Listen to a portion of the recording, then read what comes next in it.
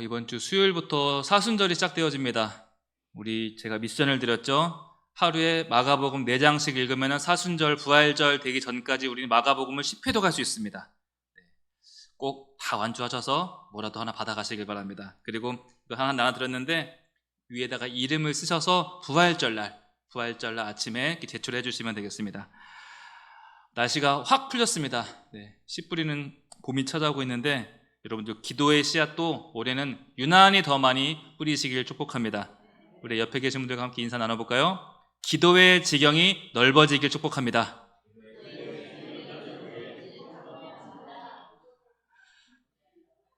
기도의 지경이 넓어지고 또 거두는 것도 많아지겠죠. 그럼 마구마구 뿌리시길 바랍니다. 우리가 살면서 어려운 일을 겪곤 합니다. 법치국가인 대한민국에서 살아가고 있지만 억울한 일을 당할 때 법의 도움을 받을 것이라고 기대를 하지만 살다 보면 법으로부터 해결되지 않는 여러 가지 문제들이 우리 가운데 너무나 많이 있다는 것이죠.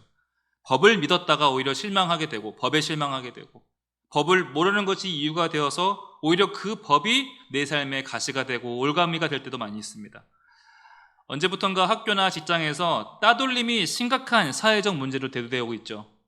은근히 따돌리고 사람을 그림자 취급하고 또한 문자나 카톡방을 함께 시범을 통해서 무시하고 최근에 따돌림을 못 견디고 스스로 목숨을 끊는 방송국 아나운서의 이야기가 몇 달째 지속되고 있으면서 따돌리고 무시하는 것을 사실 어떻게 법으로 그것을 관리를 할 수 있겠습니까?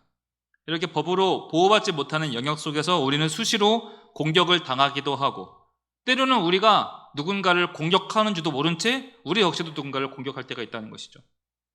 특히나 우리처럼 하나님을 믿는 사람들은 세상 법보다 신앙 양심, 신앙 윤리를 중요시합니다.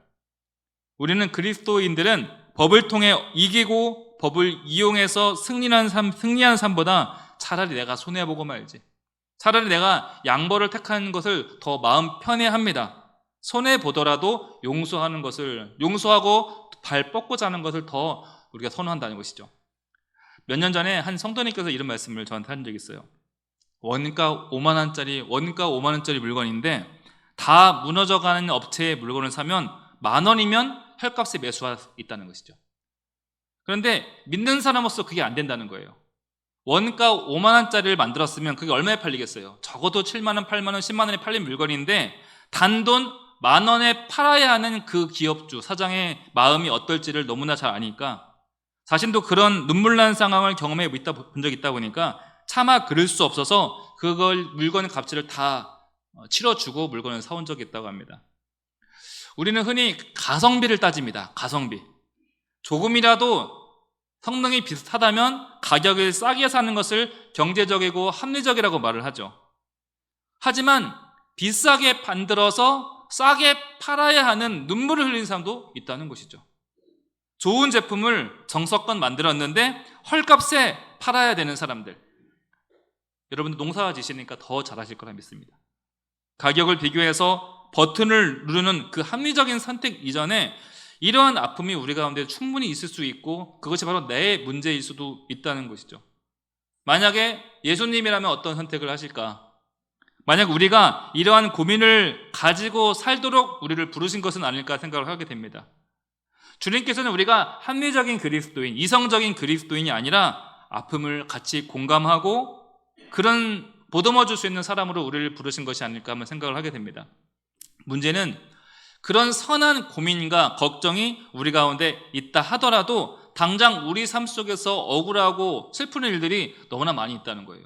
내가 누군가를 되돌아볼 여력을 갖기도 전에 일단 나부터가 너무나 힘든 일이 있다는 것이죠.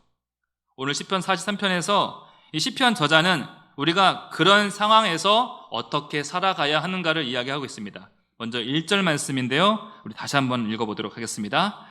시작. 하나님이여 나를 판단하시되 경건하지 아니한 나라에 대하여 변호하시며 반사하고 불의한 자에게서 나를 건지소서. 1절에서 상당히 다급하게 이야기를 하고 있는 거예요. 억울함에 호소하고 있는 목소리를 갖고 있습니다. 특히 주님 나를 판단하소서, 나를 변호하소서, 명령형 동사를 쓰고 있어요. 내가 처한 그 공경과 억울함에 대해서 하나님께서 증인되어 주시고 심판되어 주세요 이렇게 부탁이 아니라 하나님 뭐 하고 계십니까? 얼른 나서서 나를 판단해 주시고 나를 변호해 주세요 라고 강하게 어필하고 있다는 것이죠. 그럼 이렇게 다급한 상황 가운데 처하게 만든 그 대적들은 누구인가? 1절에서 하반절 보면요, 간사하고 불의한 자라고 나옵니다. 간사하고 불의한 자. 여기서 간사하다는 말은 사기치다, 속임수를 치다라는 말을 갖고 있습니다. 그리고 불의한이란 단어는 부정을 꾀하다, 폭력적이다. 즉 이득을 위해서 사기를 치고 속임수를 쓰는 사람들, 자신의 목적을 위해서라면 부정을 꾀하고 폭력도 서슴지 않는 사람들, 몇 년 전에 온 나라를 뒤집기 힘들게 했던 LH 주택공사 혹시 기억하시나요? 대대적인 부정, 대대적인 비리 오늘날 봤죠. 또한 오늘날 뉴스를 틀어보면 수일째 지속되고 있는, 뉴스를 채고 있는 수많은 사기와 속임술들, 한 개인이 아니라는 거예요. 1절에 밝힌 대로 경건하지 않은 나라들이 하나님의 언약을 어기고 자기 뜻대로 살아가는 백성들의 무리가 악의 공동체가 되어서 우리들을 공격하고 있다는 것이죠.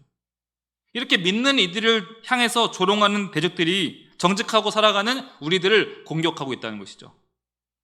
사실 우리는 구원을 받되 고난을 겸하여 받는다는 것을 우리는 이미 알고 있습니다.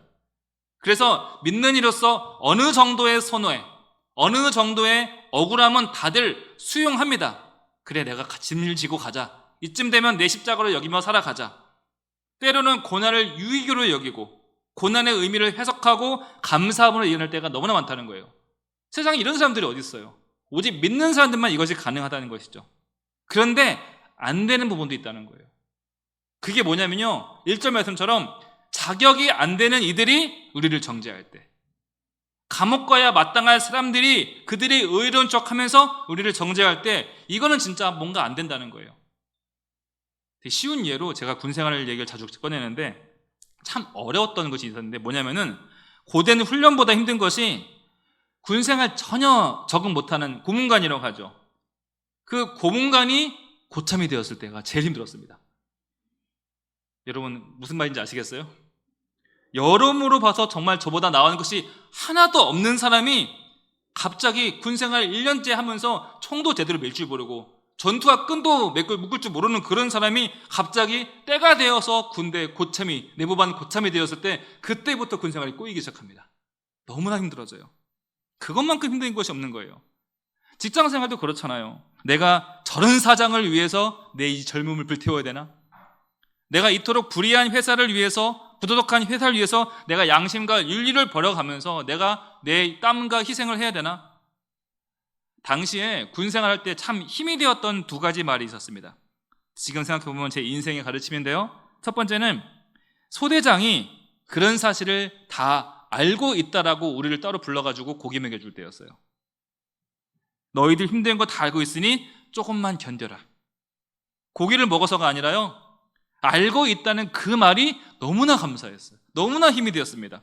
그리고 그 말을 들었을 때 그것이 견뎌지고 참아지더라는 거예요. 그리고 두 번째는 또 하나, 어쨌든 저쨌든 그 사람 제대한다. 평생 볼 사람 아니고 그래봤자 1년 안에 이곳을 떠난다. 그리고 나도 머지않아 이곳을 떠나게 될 것이다. 이것을 기억하니까 그게 견뎌지더라는 거예요. 여러분 그것을 오늘날 우리에게 똑같이 적용해 본다면 어떨까요? 첫 번째, 하나님이 다 알고 계신다. 아멘이십니까? 하나님이 다 보고 계신다는 거예요. 그리고 두 번째는 지금 머무는 곳이 우리가 천년 만년 머물 곳이 아니라는 사실입니다. 억울한 일 앞에서 그 현실에 매몰될 것이 아니라 모든 것을 알고 계시는 하나님이 계시다, 그 사실을 바라보고, 그리고 지금 이 현실이 결코 끝이 아니라 그래봤자 잠시 잠깐이다, 반드시 그 이유가 있다, 이 소망을 우리가 바라보며 살아가야 된다는 거예요. 지금 이 시편 기자는 너무나 힘이 듭니다. 제대로 하는 사람이 날 손가락질 하는 것이 아니라 하필 불의하고 속임질하고 거짓을 일삼는 사람이 내 판단자가 되어서 나를 조롱하고 나를 비판하고 너무나 속상하다는 거예요. 하지만 시인은 이들의 판단에 뒤틀리지 않습니다. 휘둘리지 않습니다. 속상한 건 사실이지만 나를 판단하실 분은 오직 하나님이시다. 또한 나를 변호하실 분도 역시 하나님이심을 분명히 알고 믿기 때문에 참아지고 견뎌진다는 거예요. 사랑하는 성도 여러분, 하나님께 자신의 억울함을 맡긴 사람은 불의한 조롱에도 흔들리지 않습니다. 동의하시면 아멘 하시길 바랍니다. 하나님이 다 알고 계신다. 다 보고 계시고 다 듣고 계신다. 나의 판단자, 나의 변호자 하나님이 계신다. 이것을 분명히 믿는 사람은 거짓말쟁이의 비방과 쓸데없는 소리에도 흔들리지 않는다는 거예요. 하나님이 알고 계시니까. 여러분, 누가 여러분들을 힘들게 하고 있습니까? 그게 가족일 수 있고요, 직장 동료일 수도 있습니다. 그리고 제일 가까운 데에서 계속 속을 후벼 파는 사람도 있습니다. 반대로 나와 전혀 상관없는 사람이 내 삶에 갑자기 침투해서 계속 나를 지적할 수가 있어요. 심지어 나보다 훨씬 못한 이가 내 속을 힘들게 할 수 있다는 것이죠. 그때 여러분 어떻게 되겠습니까? 낙심 대신 기도가 세워지길 축복합니다. 불평 대신 하나님을 향한 굳건한 믿음이 세워지길 주님의 이름으로 축복합니다. 우리가 이렇게 기도를 하고 마음을 다잡아도 사실 상황이 그렇게 호락호락하진 않죠. 마치 기도원에서 뜨거운 은혜를 받고 성령 불 받고 나왔지만 기도원 문 밖을 나오는 순간 여전히 현실은 그대로라는 거예요. 간절한 마음에 금식 기도도 하고 사순절을 맞이해서 40일 동안 열심히 기도도 했습니다. 뭔가 달라져야 할 텐데 그렇지 않을 때도 있다는 것이죠. 2절 말씀인데요, 함께 읽어볼까요? 자, 시작. 주는 나의 힘이 되신 하나님이시거늘 어찌하여 나를 버리셨나이까? 내가 어찌하여 원수의 억압으로 말미암아 슬프게 다니는? 주는 나의 힘이 되신 하나님이시거늘, 내가 여기까지는 알겠어요. 근데 자꾸 내 삶에 뭐가 붙어요? 어찌하여가 본다는 거예요. 어찌하여. 자꾸 버림받은 느낌. 왜 이 슬픔은 없어지는 않는 것일까? 제가 하나님을 불렀습니다. 하나님이 내 삶에 개입하시기를 간절히 소리쳤습니다. 때론 열심히 기도도 하고 더 열심히 부르짖을수록 이상하게 하나님의 부재가 더 크게 느껴질 때가 있다는 거예요. 하나님께서 나타나셔서 속 시원하게 도와준 상황을 우리가 기대하잖아요. 그런데 상황이 그렇게 나아지지 않더라는 거예요. 오히려 그럴수록 원수들의 핍박이 더 심해지는 것 같고, 어쩌면 그들의 말대로 정말로 하나님이 안 계신 것은 아닐까? 어쩌면 그들의 말처럼 하나님께서 모른 체 하고 계신 것은 아닐까? 이런 해서는 안 될 생각까지 가게 된다는 거예요. 2절의 기도가 바로 그런 기도예요. 우리도 이런 영적 상실감에 빠질 때가 있습니다. 우리의 간절한 간구, 열심에도 불구하고 현실이 그렇게 변하지 않고 여전히 녹록지 않음을 느낄 때 내 마음 가운데 이런 공허함이 찾아오고 아픔이 찾아온다는 거예요.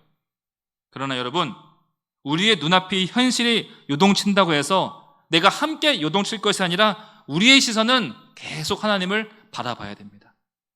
왜냐하면 내가 기도했으면 기도에는 뭐가 필요해요? 기다림이 필요한 거예요. 인내가 필요하다는 거예요. 봄에 뿌린 씨앗이 열매를 맺기 위해서는 여러분들이 제일 잘 아시잖아요. 강한 태양도 필요하고 많은 시간도 필요하고 비바람도 필요합니다. 그 열매를 맺을 수 있도록 강한 뿌리와 줄기가 먼저 생겨야 되는 것처럼 하나님께서는 우리가 그 열매를 맺을 수 있는 사람으로 만드시기 위해서 먼저 뭘 만드십니까? 우리에게 믿음의 뿌리, 믿음의 줄기를 먼저 만들어 주신다는 거예요. 그게 바로 기다림이고 그게 바로 인내라는 거예요. 그래서 기도를 했으면 뭐가 필요합니까? 시간이 필요하다는 거예요. 우린 지금 당장 열매를 원하지만 하나님께서는 우리의 인내와 그 오래 참음의 과정을 통해서 나에게 믿음의 강한 뿌리, 믿음의 튼튼한 줄기를 먼저 갖추게 하신 다음에 우리에게 열매를 주어진다는 것이죠. 어떤 부모가 아직 키도 안 되는데 2발 자전거를 사주겠어요? 뭐가 필요합니까? 먼저 자라나야 된다는 것이죠. 먼저 우리의 그릇이 만들어진 후에 우리를 은혜의 물줄기로 데려가 주신다는 것입니다. 그래서 2절 고백한 것처럼 포기하고 싶은 마음 들 때가 있습니다. 약해지는 마음 들 때가 있습니다. 그럼에도 불구하고 우리는 뭘 해야 됩니까? 견뎌야 된다는 거예요. 기다려야 된다는 거예요. 버텨야 됩니다. 그리고 그렇게 기다릴 때, 인내의 과정을 거쳤을 때 3절 말씀. 자, 시작. 주의 빛과 주의 진리를 보내시어 나를 인도하시고 주의 거룩한 산과 주께서 계시는 곳에 이르게 하소서. 그렇게 인내할 때 하나님께 간구하는 사람은요, 불의한 자의 조롱과 공격 속에서 오히려 무엇을 구합니까? 하나님의 빛과 진리를 구하게 된다는 거예요. 기도가 바뀌는 거예요. 예전에는 해결책을 구하고 바뀌어질 상황을 구했다면 하나님의 빛과 진리를 구하는 기도가 바뀐다는 것이죠. 뭡니까? 뭐를 구해야 될지를 진짜 알게 되었다는 거예요. 여러분, 벼는 익을수록 고개를 숙입니다. 그리고 과일은 익을수록 색깔은 물론이고 맛이 달라집니다. 우리의 신앙도 성숙해질수록 우리의 기도도 함께 바뀌어야 된다는 거예요. 주세요 주세요 기도해서 마땅히 구할 바를 아는 기도로 바뀌어지는 것. 그래서 기도하는 사람은요, 뭐가 좋을까 뭐가 옳을까 찾아다니지 않고 하나님 앞에서 손을 모읍니다. 아멘이십니까? 기도하는 사람은요, 뭐가 좋은가 어디에 줄 설까 이것이 아니라 하나님 앞에서 더 오래 머문다는 거예요. 아파트 줄 선다고 청약한다고 전날부터 줄 서 있는 곳을 본 적 있어요. 기도하는 사람은요, 하나님 앞에 머물러야 된다는 거예요. 예전에는 상황이 바뀌고 환경이 바뀌기를, 그 사람이 바뀌기를 기도했다면 이제는 어두운 현실 속에서도 하나님을 구하는 기도, 불의한 이 현실 속에서도 진리를 추구하는 기도가 우리 입술에서 비로소 나오게 되어진다는 거예요.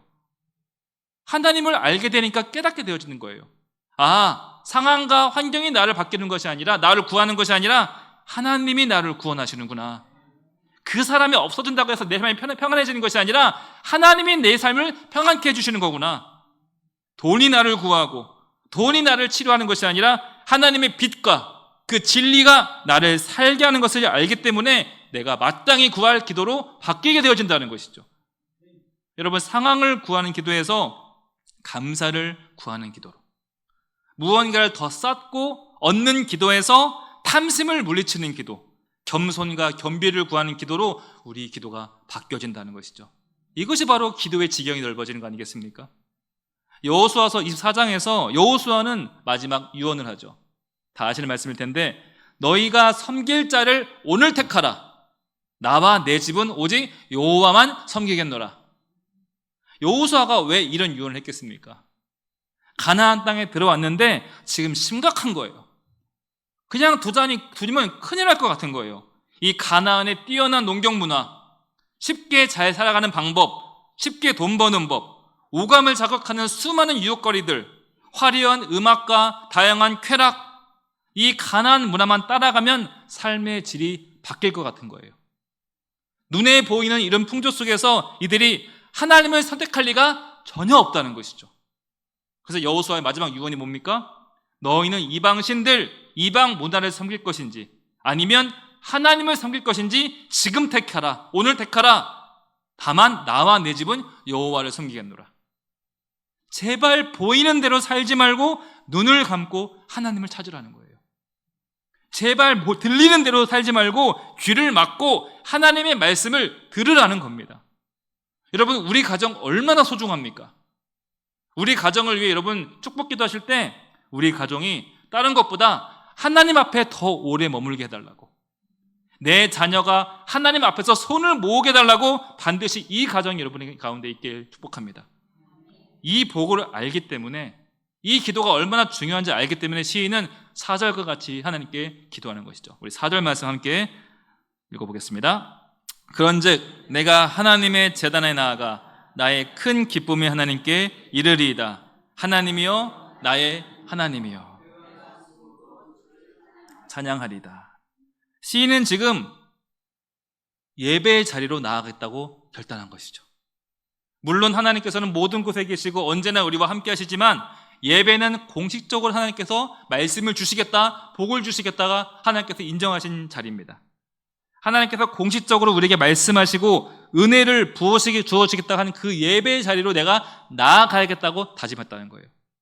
그리고 예배를 통해 주시는 특별한 큰 은혜가 있는데 4절 중반 말씀이죠. 오늘 설교 제목이기도 한데, 나의 큰 기쁨의 하나님. 여기서 큰이라고 해석된 이 히브리어가 참 특이합니다. 이 그냥 크다가 아니에요. 제사장과 대제사장을 구분하는 단어입니다. 이게, 여러분, 이 표현이 중요한 것이 대제사장이 딱 한 명인 것처럼 이 큰 기쁨이라는 것은요, 더 좋은 기쁨, 많은 기쁨이 아니라 단 하나의 기쁨을 뜻하는 거예요. 즉 하나님이란 단 하나의 유일한 기쁨이시다. 하나님께서만 기쁨의 원천이시고 하나님 외에는 이런 기쁨을 줄 수 있는 분이 아무도 없다라는 것이 바로 이 나의 큰 하나님이라는 것이죠.